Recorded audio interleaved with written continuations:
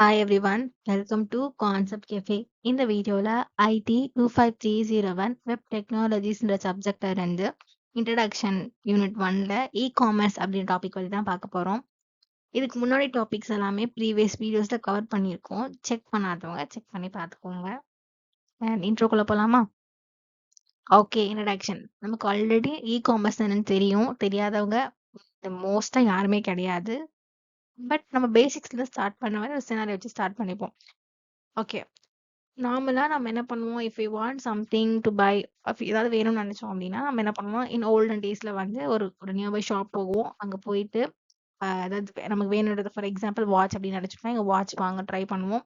So the different models இருக்கும், price compare பண்ணி பார்ப்போம், கேஷ் பே பண்ணுவோம், பிரிங் த வாட்ச் ஹோம், வீட்டுக்கு கொண்டு வந்துடுவோம். பட் இப்போ நவடேஸ்லலாம் பார்த்தீங்க அப்படின்னா வந்து ஒரு ஆன்லைன் ஷாப் அப்ளிகேஷன் இருக்கும். So that mobile application open பண்ணுவோம். அந்த வாட்ச் வேணுன்றது வந்து சர்ச் பார்ல போய் சர்ச் பண்ணுவோம். நிறைய வாட்சஸ் வரும். நமக்கு என்ன பிராண்ட் வேணுமோ அந்த பிராண்டட்ல ப்ரைஸை வந்து கம்பேர் பண்ணி பார்ப்போம். அது ஓகே ஆன பிறகு கஸ்டமரோட ரிவ்யூஸ் செக் பண்ணுவோம், பே பண்ணுவோம். அந்த ப்ராடக்ட் வீடு தேடி வந்துடும். இந்த ப்ராசஸ் தான் இ-காமர்ஸ் சொல்றாங்க. இங்க நம்ம பிசிக்கலா எந்த ஷாப்பையுமே நம்ம போய் விசிட் பண்ண போறது கிடையாது. ஆனா ப்ராடக்ட் மட்டும் கைக்கு வருது. இந்த என்ன சொல்றாங்க, this entire buying and selling process happen through the internet. இதுக்கு பேர் தான் இ-காமர்ஸ் அப்படின்னு சொல்றாங்க. என்னன்னு புரிஞ்சிருக்கும்னு நினைக்கிறேன். இப்ப டெஃபினேஷனுக்குள்ள போலாம். இப்போ டெஃபினேஷன் பார்க்கலாம். இ-காமர்ஸ் அப்படின்றது என்ன? இ-காமர்ஸ் அப்படின்றது டிஜிட்டல் ப்ராசஸ். அது என்ன பண்ணும்னா buying and selling goods and services over the internet using electronic platforms. அதாவது ஒரு டிஜிட்டல் ப்ராசஸ் தான்.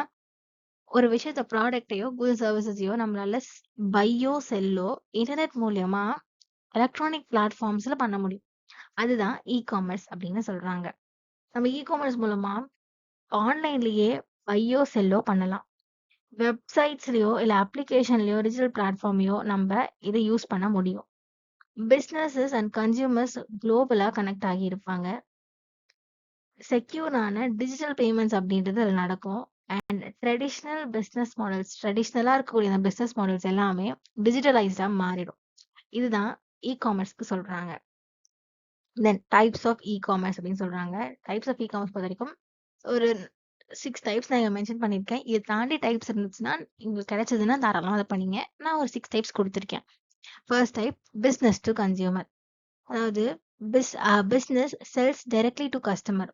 ஒரு ப்ராடக்ட் இருக்கு அப்படின்னா அந்த பிஸ்னஸ் ஒரு ப்ராடக்ட் இருக்குன்னா அது டைரக்டா கன்சியூமருக்கு கொடுக்குறோம் இல்லையா, அதுதான் பிஸ்னஸ் டு கன்சியூமர்னு சொல்லுவாங்க. எக்ஸாம்பிளுக்கு an online electronic store selling a mobile phone to a customer.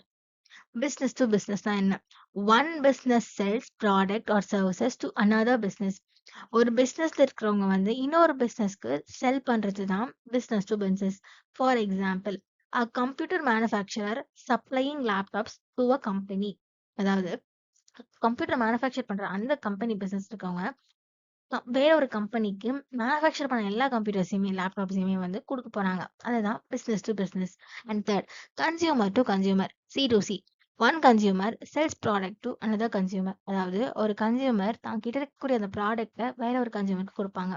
For example, a person selling a used bicycle through an online marketplace. அதாவது தான் கிட்ட இருக்கக்கூடிய யூஸ் பண்ண ஒரு ஒரு பைசைக்கிள் இருக்குன்னா அதை வேற ஒரு கன்சியூமருக்கு மார்க்கெட் பிளேஸ் மூலமா கொடுக்குறோம் இல்லையா, அதுதான் consumer to consumer. Fourth, consumer to business. Individuals provide products or services to business. அதாவது ஒரே ஒரு ஒரு கன்சியூமர் என்ன பண்ணுவாங்கன்னா பிஸ்னஸ்க்கு ப்ரொவைட் பண்றது. For example, freelance graphic designer creating a logo for the company. ஒரு ஃப்ரீலான்ஸ் பண்ற ஒரு கிராஃபிக் டிசைனர் இருக்காங்கன்னா ஒரு கம்பெனிக்காக லோகோ பண்ணி கொடுப்பாங்க இல்லையா, அதுதான் இங்க சொல்றாங்க. ஒரு கன்சியூமர் பிஸ்னஸ்க்கு ப்ரொவைட் பண்ற ப்ராடக்ட்ஸ் தான் வந்து கன்சியூமர் டு பிஸ்னஸ் சொல்றாங்க. Business to government. Businesses provide products or services to government organisation. அதாவது பிஸ்னஸ் இருக்கவங்க என்ன பண்ணுவாங்கன்னா ஒரு ப்ராடக்டையோ சர்வீஸையோ கவர்மெண்ட்க்கு கொடுக்குறாங்க இல்லையா, அதுதான் பிஸ்னஸ் டு கவர்மெண்ட் சொல்றாங்க.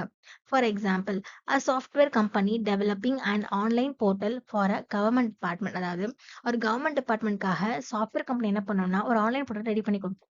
அது ரெடி பண்றதுதான் சொல்றாங்கன்னா பிஸ்னஸ் டு கவர்மெண்ட் அப்படின்னு சொல்றாங்க. Government to citizen.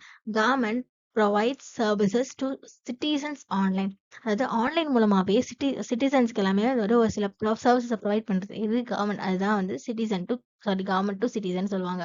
For example, online tax payment, applying for certificates, utility bill payments like அந்த மாதிரி தான். இ-காமர்ஸ் அப்படின்றது makes buying, selling and exchanging products or services easy, fast and convenient. Right, சொல்றதுக்கு புரிஞ்சிருக்கும்னு நினைக்கிறேன். இது வந்து நீங்க இப்படியே எழுதணும்னு அவசியம் இல்லை. இன்னும் கொஞ்சம் எக்ஸ்பேண்ட் பண்ணி எழுதுங்க. இதுதான் நம்ம டெஃபினேஷன் சொல்லிட்டோம், அதுக்கான எக்ஸாம்பிள் சொல்லிட்டோம். கொஞ்சம் எக்ஸ்பேண்ட் பண்ணி எழுதினீங்கன்னா டைப்ஸ் கிளியரா பிடிக்கும். அண்ட் நெக்ஸ்ட் போலாமா?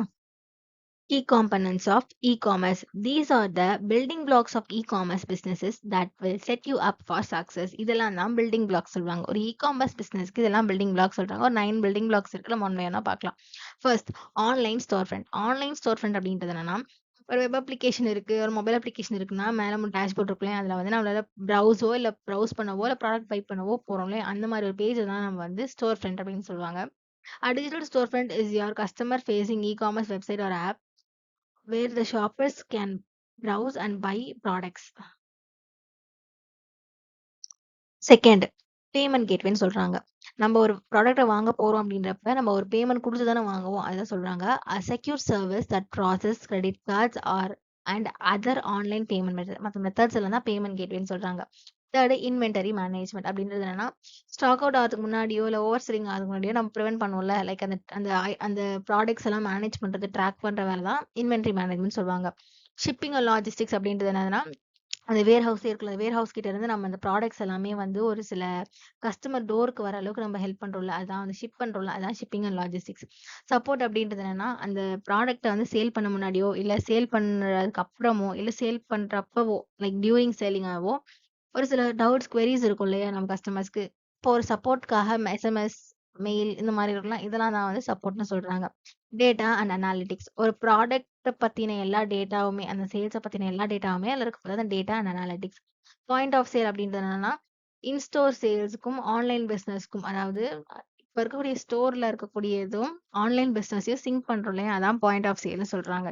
அதுக்கு அடுத்தது மார்க்கெட்டிங் இன்டிகிரேஷன் அப்படின்றது, நம்ம இ-காமர்ஸ் பிளாட்ஃபார்மை வந்து பீப்புள்ஸோட கனெக்ட் பண்ணணும். நம்ம எப்படி கனெக்ட் பண்ணுவோம், லைக் அந்த டார்கெட் ஆடியன்ஸோட ரீச் பண்ண வைக்கிறோம். எப்படி பண்ணுவோம்னா, லைக் அந்த எஸ்எம்எஸ் மூலியமாவோ, மெயில் மூலியமாவோ, ஃபேஸ்புக் மூலியமாவோ நம்ம அந்த அந்த ஒரு ப்ராடக்ட்டை நம்ம சேல் பண்ண ஹெல்ப் பண்ணல, அதுதான் வந்து marketing integration. And at last is customer relationship management. இந்த டூல் எதுக்கு யூஸ் பண்ணுவாங்க அப்படின்னா, கஸ்டமருக்கும் அந்த மேனேஜ்மெண்ட்டுக்கும் ரிலேஷன்ஷிப்பை அதிகரிக்கிறதுக்காக யூஸ் பண்றது தான் கஸ்டமர் ரிலேஷன்ஷிப் மேனேஜ்மெண்ட் அப்படின்னு சொல்லுவாங்க. With all these components work together, your e-commerce business can deliver a seamless, secure and satisfying experience for your customer. இந்த எல்லா காம்பனன்ட்ஸ் இருந்துச்சுன்னா தாராளமா ஒரு நல்ல எக்ஸ்பீரியன்ஸை கஸ்டமருக்கு நீங்க கொடுக்கலாம் அப்படின்னு சொல்றாங்க. And the next slide is challenge time. Sometimes the same product's price change over time. Why? இந்த விஷயம் நிறைய பேருக்கு இருக்கும். தெரிஞ்சதுன்னா தாராளமா கமெண்ட் பண்ணுங்க. தெரியாதவங்க தெரிஞ்சுட்டு கமெண்ட் பண்ணுவாங்க. என்ன கேக்குறாங்கன்னா, இப்ப ஃபார் எக்ஸாம்பிள் நீங்க ஒரு இ-காமர்ஸ்குள்ள போறீங்க. ஃபார் எக்ஸாம்பிள் மீஷோக்குள்ளேயே போறீங்கன்னு வச்சுக்கோங்களேன். ஒரு ட்ரெஸ் பாக்குறீங்க, ஒரு ஷர்ட் பாக்குறீங்கன்னா, ஒரு ஷர்ட்டோட ஒரு பிரைஸ் வந்து நீங்க ஃபர்ஸ்ட் பாக்குறீங்க, அந்த ஷர்ட் நல்லா இருக்கு அப்படின்னா நீங்க அந்த விஷயத்துல போடுறதுக்கு என்ன பண்ணுவீங்க, பாப்பீங்க. போட போறப்ப பிரைஸ் வந்து ஒரு 195 ஆர் 295 அப்படின்னு இருக்குன்னு வச்சுக்கோங்களேன். அதே ஷர்ட், அதே கிளாத், அதே மெட்டீரியல் வந்து கொஞ்சம் ஸ்க்ரோல் பண்ண உங்களுக்கு 150லயே கிடைக்கும். ஏன் அந்த பிரைஸ் வேரி ஆகுது? என்ன அதுல இருக்கு ஆக்சுவலா? அப்படின்றத சொல்லுங்க. அதுதான் நாங்க கொஸ்டினா கேட்டிருக்காங்க. Sometimes the same products price changes over time. Why அப்படின்னு கேட்டிருக்காங்க. ஸோ தெரிஞ்சவங்க கமெண்ட்ல ஆன்சர் பண்ணுங்க. அண்ட் தேங்க் யூ ஃபார் வாட்சிங்.